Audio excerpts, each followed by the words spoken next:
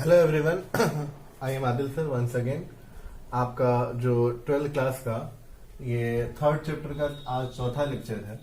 पिछले लेक्चर में हम लोग पढ़े थे कि ड्रिफ्ट वेलोसिटी का बहुत सारी चीजों से हमने रिलेशन पढ़ा था कि ड्रिफ्ट वेलोसिटी तो आपको बताया गया था, उससे पहले वाले में उसका एक्सप्रेशन निकाला गया था ई बाई आपका एम इंटू टाउ था। तो इसका करंट के साथ, करंट डेंसिटी के साथ रिलेशन वगैरह बताया गया। फिर वहां से रेजिस्टेंस निकाला गया, रेजिस्टिविटी निकाली गई। फिर लास्ट टॉपिक आपने जो पढ़ी थी वो था कि मोबिलिटी जो है आपने निकाला था, मोबिलिटी ड्रिफ्ट वेलोसिटी अपान इलेक्ट्रिक फील्ड होता है। ठीक है, इसके बाद हमने बताया था कि जो रेजिस्टेंस होता है टेम्परेचर बढ़ने के साथ बढ़ता है, तो उसका जो फार्मूला है वो आपको बताना है। छोटे छोटे टॉपिक हैं आज के, मिला के छोटे छोटे टॉपिक, उन सबको आपको बता दो। तो देखिए ये है formula R is equal to R not 1 plus alpha T. इसे आप रख लीजिए। ठीक है, यहाँ आर नॉट क्या है आपका, आप इसे कह सकते हैं इनिशियल या 0 डिग्री सेंटीग्रेड पे भी आप इसे डेल्टा टी कह लीजिए। ठीक है, इसे आप ये भी मान लीजिए कि 0 डिग्री सेंटीग्रेड पे या इनिशियल रेजिस्टेंस है, या तो इनिशियल कह लीजिए या अगर क्वेश्चन दिया रहेगा तो इस हिसाब से 0 डिग्री सेंटीग्रेड पे इनिशियल क्या है, रेजिस्टेंस है। और ये क्या है, आरटी लिख लीजिए, यानी टी टेम्परेचर पे, टी टेम्परेचर पे, टी डिग्री सेंटीग्रेड पर रेजिस्टेंस क्या होगा, रेजिस्टेंस टी डिग्री सेंटीग्रेड पे क्या होगा। ठीक है, तो ये आपका मालूम रहेगा क्वेश्चन में, नहीं ये आपका मालूम रहेगा इनिशियल कितना है, इतने डिग्री सेंटीग्रेड पे इतना है, और इतने डिग्री सेंटीग्रेड पे आपको बताना है रेजिस्टेंस, क्योंकि टेम्परेचर बढ़ा है तो आपका रेजिस्टेंस बढ़ जाएगा। मान लीजिए आपसे कहा कि 30 डिग्री सेंटीग्रेड पे रेजिस्टेंस आर नॉट आपको दिया हो, और अगर आपसे पूछ दे कि आप 40 डिग्री सेंटीग्रेड पे बताइए, R40 बताइए, तो आपको यही फार्मूला लिखना पड़ेगा, R40 is equal to R not 1 plus alpha T. तो आर नॉट तो आपको निकालना ही है। ठीक है, ये आपका क्या हो जाएगा, ये आपको दिया रहेगा, जो भी दिया रहेगा आर नॉट की वैल्यू मान लो आपको दी रहेगी कि 30 डिग्री सेंटीग्रेड पे जो भी था, 1 प्लस अल्फा, अल्फा को बोलते हैं कोफिशिएंट ऑफ थर्मल। आपने 11th क्लास में पढ़ा होगा तो एक थर्मल एक्सपेंशन था, ये थर्मल एक्सपेंशन नहीं है, कोफिशिएंट ऑफ थर्मल रेजिस्टेंस है ये, कि 1 डिग्री सेंटीग्रेड बढ़ाने पर कितना आपका रेजिस्टेंस बढ़ता है, उसे हम अल्फा से दिखाते हैं। किससे दिखाते हैं, अल्फा से। अल्फा क्या है कि 1 डिग्री सेंटीग्रेड बढ़ने पर कितना आपका रेजिस्टेंस बढ़ता है, जो भी आता है, तो उसे हम कहते नहीं, अल्फा सॉरी अल्फा वो नहीं है, अल्फा मटेरियल की प्रॉपर्टी होती है, सॉरी। तो अल्फा जो होता है आपको वो दिया रहेगा किसी भी क्वेश्चन में, आपको याद नहीं करना है। अल्फा किसी भी क्वेश्चन का आपको, जैसे आपको रेजिस्टिविटी किसी चीज का याद नहीं करना पड़ता है, आज तक आप रेजिस्टिविटी थोड़ी याद की, कॉपर का इतना, एल्युमिनियम का चार्ट दिया रहता है, लिखा रहता है, तो क्वेश्चन में भी कभी रेजिस्टिविटी आपको या तो निकालनी हो सकती है तो अलग बात है, नहीं तो उसका यूज करना हो तो रेजिस्टिविटी दी रहेगी। तो वैसे ही आपको अल्फा भी दिया रहेगा। और डेल्टा टी कितना हो गया, 30 था 40 था, तो डेल्टा टी कितना हो गया आपका, डेल्टा टी हो गया आपका 10। तो आप सारी वैल्यू रख के कैलकुलेट कर लोगे। क्या क्या दिया रहेगा आपको, इनिशियल रेजिस्टेंस दिया रहेगा आपको, अल्फा आपको कह रहे हैं बार बार की याद नहीं करना है, वो तो मटेरियल की प्रॉपर्टी वो दे देगा, किस मटेरियल का इतना होता है, अल्फा कोफिशिएंट जो भी होता है वो आपको दे देगा। ठीक है, और डेल्टा टी टेम्परेचर डिफरेंस है जो पहले वाले से आपको निकालना था, तो आप इसे निकाल सकते हो। बहुत छोटा सा फार्मूला है, बहुत आसान है, ऐसे लोरा में दिया है, इसमें कुछ क्वेश्चन भी है, आप उसे कीजिएगा और निकालिएगा। तो ये है टेम्परेचर के साथ रेजिस्टेंस का बढ़ना। एक चीज और रख लीजिए आप कि 1 डिग्री सेंटीग्रेड अगर टेम्परेचर बढ़ा देते हैं तो रेजिस्टेंस जो है आपका, एक मिनट ये रहा, इसे छोड़िए, रहने दीजिए। ठीक है ना, तो ये आपका हो गया टेम्परेचर के साथ। ठीक, इस पे सवाल होगा कीजिएगा। छोटा सा और एक आपका वो है, जिसे बोलते हैं ओहमिक और नॉन ओहमिक। ये क्लास 10th में भी थोड़ा बहुत रहा होगा अगर आप याद हो तो। एक होता है ओहमिक, एक होता है नॉन ओहमिक, ओहमिक और non ohmic resistance, ohmic and non ohmic conductor. ठीक है, ओहमिक का मतलब क्या हो गया, सुन लीजिए ध्यान से, तो आप 10th में पढ़े होंगे, जो भी आपका conductor V directly proportional I को पूरी तरह से होल्ड करता है उसे हम क्या कहते हैं, ओहमिक कंडक्टर कहते हैं। ओहमिक कंडक्टर किसे कहते हैं, जो V और I को यानी ओम्स लॉ को हर एक सिचुएशन पर हैंडल करता है, अरे फॉलो करता है, उसे हम क्या कहते हैं, ओहमिक कंडक्टर कहते हैं। और वहीं ओहमिक कंडक्टर के अलावा नॉन ओहमिक किसे कहते हैं, तो नॉन ओमिक कंडक्टर उसे कहते हैं, मान लीजिए ये आपका है और कुछ दूरी तक या कुछ समय तक तो वो ओम्स लॉ को फॉलो करे, बट आफ्टर सम टाइम और वो जो है ओम्स लॉ को फॉलो करना बंद करे। देखिए इसका ग्राफ देखिए, अगर आपको दो ग्राफ दिए गए हैं V और I के बीच में, आपसे पूछा जाए कौन ओमिक है और कौन नॉन ओमिक, तो आप कहेंगे ऊपर वाला क्या है, ओमिक है, क्योंकि ये ओम्स लॉ को पूरी तरह से क्या कर रहा है, फॉलो कर रहा है। और ये क्या है, नॉन ओमिक है, क्योंकि ये ओम्स लॉ को पूरी तरह फॉलो नहीं कर रहा है। आगे जाके इसका ग्राफ क्या हो जा रहा है, थोड़ा सा स्ट्रेट नहीं कर्व हो जा रहा है, जबकि according to Ohm's law V और I के बीच में जो ग्राफ आना चाहिए था, कैसा आना चाहिए था, स्ट्रेट लाइन। तो ये ओमिक और नॉन ओमिक का अंतर है, हमें लगता है पहले भी जानते होंगे। एग्जांपल की बात की जाए तो सिंपली हम लोग कह देते हैं टॉर्च का जो बल्ब है वो भी आपका नॉन ओमिक है। सच पूछिए तो कोई भी चीज नॉन ओमिक ही होती है, गर्म होने के बाद एक सिचुएशन के बाद वो नॉन ओमिक ही हो जाती है। तो यहाँ के बाद आपको जो टॉपिक है, मैंने आपसे पहले ही कहा कि आज बहुत छोटी छोटी टॉपिक है, ओमिक नॉन ओमिक और जो भी बता रहा था वो वैसी छोटी छोटी टॉपिक आपको खत्म कर दूं कि एक टॉपिक है जिसे मैं पढ़ाऊंगा अभी नहीं, रेजिस्टेंस का कॉम्बिनेशन। अब 12th में रेजिस्टेंस का कॉम्बिनेशन बताना बेवकूफी है, ऐसे फिर भी कह दूं क्या क्या होता है। एक सीरीज होता है कि अगर ऐसे जुड़ा हो कि वन इंड दूसरे इंड के साथ, दूसरा तीसरे के साथ ऐसे जुड़ा हो तो इसे क्या बोलते हैं, सीरीज कॉम्बिनेशन। कौन सा, और इसमें इक्विवेलेंट रेजिस्टेंस की मैं बात कर लूं तो बच्चा बच्चा जानता है यार, इसे क्या बोलते हैं, बोलो क्या आएगा, 1 + R2 + R3। इसलिए मैं कह रहा हूं बहुत सिंपल और आसान टॉपिक है आज की, इसलिए मैं जल्दी चल रहा हूं। दूसरा हो क्या बताना सर, पैरेलल। भाई सर आप एक तरफ का सारा सिरा एक तरफ लाइए और दूसरा सिरा एक तरफ लाइए और सबको क्या कर दीजिए, कंबाइन कर दीजिए। तो ये R1 + R2 और +R3 का जो कॉम्बिनेशन है ये क्या कहलाएगा, ये कहलाएगा आपका पैरेलल कॉम्बिनेशन। अब अगर ये पैरेलल कॉम्बिनेशन कहलाता है तो इस पैरेलल कॉम्बिनेशन का इक्विवेलेंट रेजिस्टेंस बता दीजिए, जो कि होता है 1/R equivalent = 1/R1 + 1/R2 + 1/R3। अगर और होता तो ऐसा सोना 12th क्लास में इसे बताने का कोई मतलब नहीं है, मुझे ये इस साल सिलेबस से हटा दे दिया गया है, इसका प्रूफ नहीं आएगा, ठीक है। तो वैसे भी प्रूफ इसका है बहुत इजी, वो आ भी जाता तो क्या फर्क पड़ता, वैसे है नहीं, मैं आपको बता दूं। तो इस पे कुछ क्वेश्चन होंगे जो आपको लगाने ही पड़ेंगे, आगे SLORM वगैरह में दिए होंगे, NCERT में भी कुछ होगा तो आप उसे लगा लेंगे, ठीक है। अब आपको आगे जाने के बजाय एक टॉपिक पढ़नी है जो हमने शुरू में एक टॉपिक छोड़ी थी स्टार्ट करते समय। आपके नोट्स में तो हम जैसे पढ़ा रहे हैं वैसे ही सीक्वेंस में लिखा होगा, इलेक्ट्रोमोटिव फोर्स। क्या चीज, इलेक्ट्रोमोटिव फोर्स। पहली बात तो मैं आपको सबसे पहले ये बता दूं कि इलेक्ट्रोमोटिव फोर्स नहीं है, तो ऐसा नहीं कि इलेक्ट्रोमोटिव फोर्स का यूनिट न्यूटन होगा। सबसे पहले मैं आपके दिमाग से कंफ्यूजन उड़ा दूं, इसे हम शॉर्ट में EMF भी कहते हैं। क्या कहते हैं, EMF, इलेक्ट्रोमोटिव फोर्स। याद रहे इलेक्ट्रोमोटिव फोर्स जो होता है फोर्स नहीं है, सबसे पहले तो ये याद रहे। नाम में लग रहा है फोर्स जुड़ा है तो फोर्स है, उसकी यूनिट फोर्स आएगी, न्यूटन आएगी, ऐसा कुछ नहीं है, सब बकवास नहीं है, सब नहीं सोचना। इलेक्ट्रोमोटिव फोर्स जो है क्या है, आइए आपको बताते हैं। वे भी एक तरह का पोटेंशियल डिफरेंस ही है, सुनिए ध्यान से। अब आपको मैं एक चीज बता दूं, थोड़ा सा आप देखिए इधर, इलेक्ट्रोमोटिव फोर्स का थोड़ा सा कॉन्सेप्ट देखिए। यहाँ तो बातें जो है आपकी 10th क्लास से अलग होने वाली है और विचित्र होने वाली है, अलग तरीके से नया सेंस मिलने वाला है, इसलिए आप सुनिएगा ध्यान से, देखिए ध्यान से। आप देखिए, आप कभी एक मान लीजिए आपका ये रेजिस्टेंस है, आप ये रहा आपका एक कंडक्टर है या जो भी है।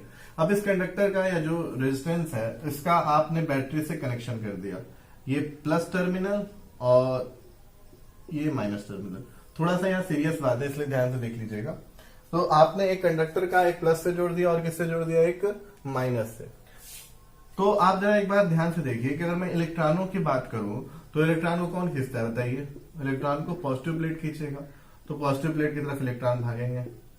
और आपको पता है कि इलेक्ट्रॉनों की जस्ट अपोजिट करंट की डायरेक्शन होती है, तो करंट आपको ऐसे जाएगा। खैर करंट पे हमें चर्चा नहीं कर रहे फिलहाल, तो आपको बात करनी है इलेक्ट्रॉन को। तो इलेक्ट्रॉन पॉजिटिव प्लेट तक तो आ गए, कहाँ आ गए, पॉजिटिव प्लेट तक। अब इलेक्ट्रॉन निगेटिव प्लेट पर कैसे जाएगा भाई, अगर इलेक्ट्रॉन अंदर चला भी आया तो इलेक्ट्रॉन पर कैसा है, निगेटिव है, तो निगेटिव प्लेट उसे रिपेल करेगा और पॉजिटिव प्लेट उसे अट्रैक्ट करेगा।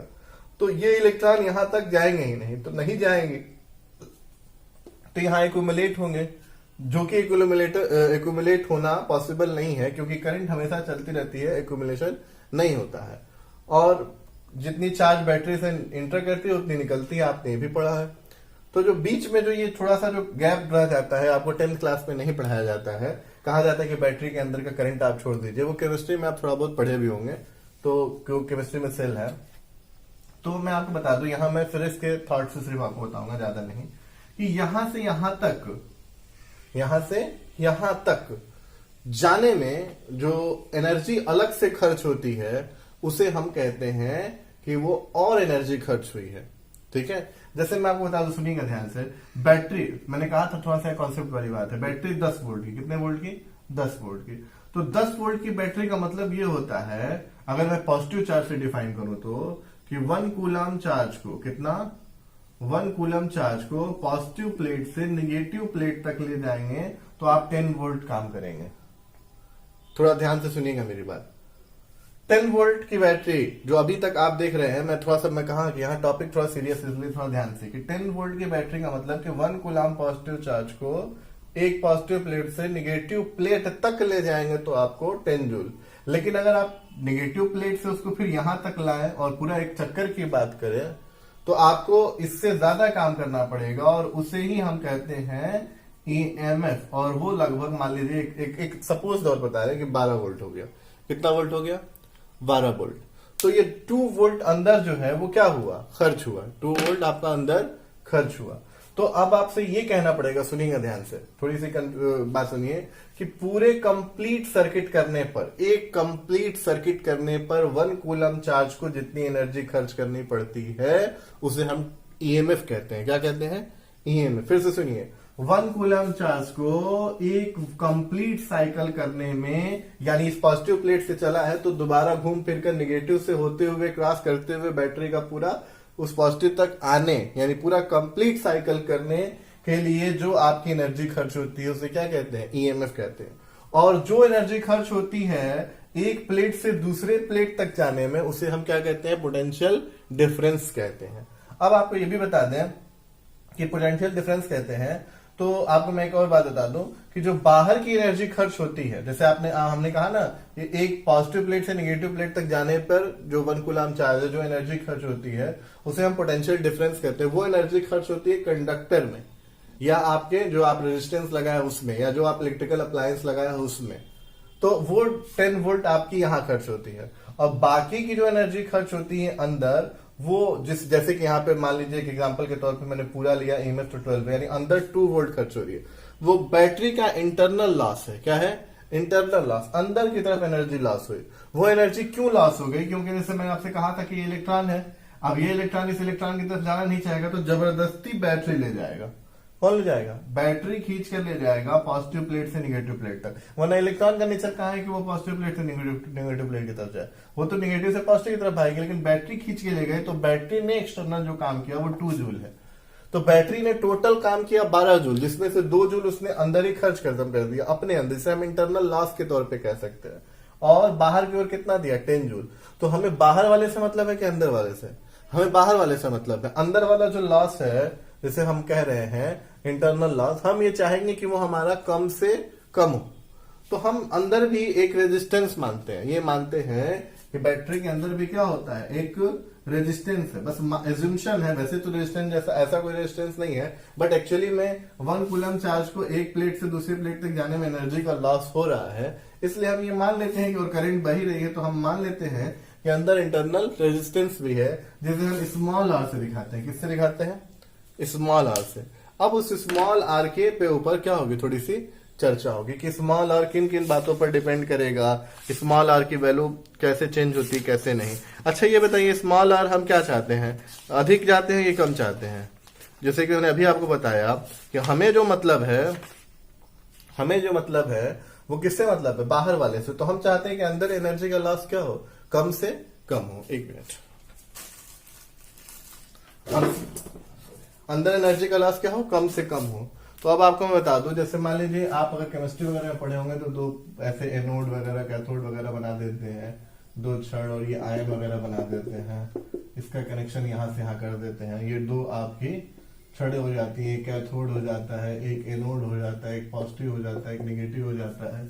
बाकी आप H2SO4 या जो भी उसमें लोग मिलाते हैं, एक जिंक होता है, एक कॉपर की छड़ होती है। तो आपका हीलियम आयन एक तरफ जाता है, वो एक तरफ जाता है, ये सब केमिस्ट्री में पढ़ा होगा आपने। उस हिसाब से मैं आपको बता दूं कि जो इंटरनल रेजिस्टेंस है, ये तो हो गया आपका ईएमएफ, और वो इंटरनल रेजिस्टेंस जो है आपका,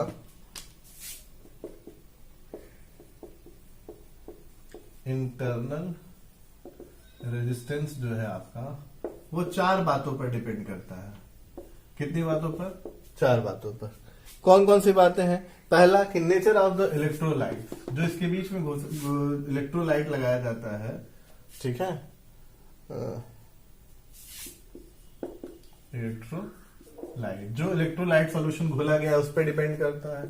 और किस पर डिपेंड करता है? और डिपेंड करता है directly proportional to the concentration पे, जो इलेक्ट्रोलाइट का कंसंट्रेशन है, कंसंट्रेशन आपका जो है इलेक्ट्रोलाइट का, ये उस पे डिपेंड करता है। और तीसरा किस पे? यानी आपने कितना गाढ़ा घोला है, पतला घोला है। तीसरा क्या है? It is directly proportional to distance between the 2 electrode, जो दोनों इलेक्ट्रोडों के बीच की जो दूरी होती है उसके क्या होता है, ये डायरेक्टली प्रोपोर्शनल होता है। और जो इलेक्ट्रोड का कॉमन एरिया होता है, एरिया, ये जो उसके मतलब एरिया जो उसका होगा, जो आपके एनोड कैथोड के छड़ का, उसके ये इनवर्सली प्रोपोर्शनल करता है। क्या करता है? इनवर्सली प्रोपोर्शनल होता है। और साथ ही साथ एक और चीज मान लीजिए, 5वां, ये टेम्परेचर पे भी डिपेंड करता है। किस पे डिपेंड करता है? टेम्परेचर पे। तो इलेक्ट्रोलाइट सॉल्यूशन कैसा है उसके नेचर पे डिपेंड करेगा, उसका कंसंट्रेशन कितना है, कम और ज्यादा है, उस पर डिपेंड करेगा। और जो दोनों के बीच की दूरी उसके डायरेक्टली प्रोपोर्शनल होता है, और एरिया के इनवर्सली प्रोपोर्शनल होता है, और टेम्परेचर पे डिपेंड करता है इंटरनल रेजिस्टेंस का लास्ट। तो एक अंदर हम लोग, तो अब आज से हम लोग जो बैटरी दिखाते हैं इस चैप्टर के लिए, उसको दिखाने का तरीका थोड़ा बदल गया। देखिए कैसे दिखाते हैं। पहले जो आज तक आप दिखाया करते थे उससे थोड़ा सा अलग। मान लीजिए ये सेल है आपका, तो एक इंटरनल रेजिस्टेंस भी दिखा देते हैं, और ऐसे डॉट करके, ठीक है। ये क्या हो गया? ईएमएफ। और ये क्या? Internal resistance. डॉट जरूरी नहीं है, हर बार डॉट नहीं क्या रहेगा। तो ये अब आपको पोटेंशियल डिफरेंस नहीं दिया है, क्या दिया है आपको?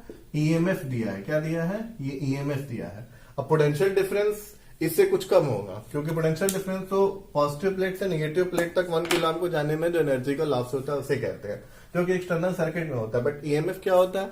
1 कूलम पूरे कंप्लीट 1 साइकिल सर्किट करने में जो एनर्जी का लॉस होता है उसे कहते हैं, और वो ज्यादा होता है पोटेंशियल डिफरेंस से। तो जो बैटरी पे जनरली लिखा होता है वो पोटेंशियल डिफरेंस नहीं, वो उसका ईएमएफ लिखा होता है। जो बैटरी हम लोग मार्केट से खरीद के लाते हैं उसका पोटेंशियल डिफरेंस नहीं, ईएमएफ लिखा होता है, ठीक है। अब आपको कुछ रिलेशन वगैरह बताने हैं आपको पोटेंशियल डिफरेंस के और उसके, तो मैं सोच रहा हूं कि आज रहने ही दिया जाए। नेक्स्ट लेक्चर में जो है रिलेशन हो जाएगा, सेल का कॉम्बिनेशन हो जाएगा, ठीक है। तो फिर आज के लिए रहने दीजिए और हीटिंग इफेक्ट हो जाएगा, ठीक है। आज के लिए इतना ही बहुत है। Thank you, good bye.